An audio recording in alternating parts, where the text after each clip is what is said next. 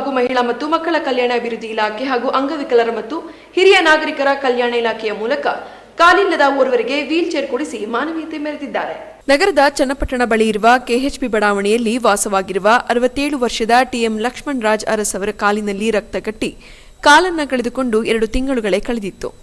ಈ ಬಗ್ಗೆ ಗಮನಿಸಿದ ನಿವೃತ್ತ ಯೋಧರ ಸಂಘದವರು ಸೌಲಭ್ಯ ಸಿಗುವ ಮಹಿಳಾ ಮತ್ತು ಮಕ್ಕಳ ಕಲ್ಯಾಣ ಇಲಾಖೆಯ ಮೂಲಕ ಕೊಡಿಸುವಲ್ಲಿ ಯಶಸ್ವಿಯಾಗಿದ್ದಾರೆ. ನಿವೃತ್ತ ಸೈನಿಕರ ಸಂಘದ ಮಾಜಿ ಅಧ್ಯಕ್ಷ ಬಿ ಸೋಮೇಶ್ ಮತ್ತು ಕರ್ನಲ್ ದೊರೆರಾಜ್ ಮಾಧ್ಯಮದೊಂದಿಗೆ ಮಾತನಾಡಿ, ಟಿಎಂ ಲಕ್ಷ್ಮಣ್ ರಾಜ್ ಅರಸ್ ಅವರಿಗೆ 2 ಕಾಲುಗಳಿಲ್ಲ ಎಂಬ ವಿಚಾರವನ್ನ ತಿಳಿದು ಮಾಜಿ ಸೈನಿಕ ಸದಸ್ಯರೆಲ್ಲ ಸೇರಿ ಮಾನವೀಯತೆಯ ದೃಷ್ಟಿಯಿಂದ ಅವಲಂಬಿತರಿಗೆ ಅವಶ್ಯಕವಾಗಿ ಬೇಕಾಗಿರುವ ವೀಲ್ ಚೇರ್ ಅನ್ನ ಖರೀದಿ ಮಾಡಿಕೊಡುವ ಬಗ್ಗೆ ನಿರ್ಧಾರ ಮಾಡಿದ್ದವು.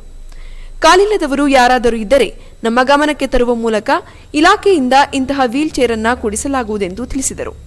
ಇದೇ ಸಂದರ್ಭದಲ್ಲಿ ಶಶಿಕುಮಾರ್, ಲೋಕೇಶ್ ಕುಮಾರ್, ಅಪ್ಪಣ್ಣ, ಧರಣಿ ಅಣ್ಣೇಗೌಡ ಹಾಗೂ ಕರವೇ ಸಂಘಟನೆಯ ಜಗದೀಶ್ ಇತರರು ಹಾಜರಿದ್ದರು. ಯಗಚಿ ರೈತ ಉತ್ಪಾದಕರ ಸಂಘದಿಂದ ಬಾಣವಾರ